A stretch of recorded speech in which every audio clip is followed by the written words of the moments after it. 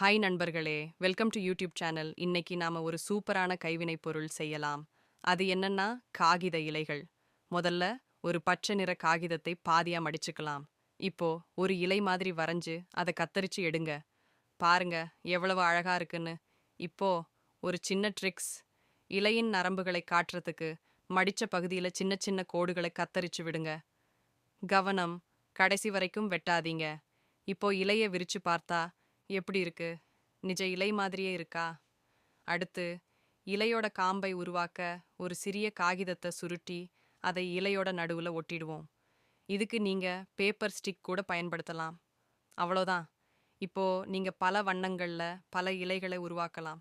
இதை நீங்க வீட்டு அலங்காரமா பயன்படுத்தலாம், இல்லைன்னா பரிசு பொருள்களை பேக் பண்ண கூட பயன்படுத்தலாம். ரொம்ப சிம்பிளா இருக்கும். நீங்களும் முயற்சி செஞ்சு பாருங்க. Please subscribe and get more useful videos.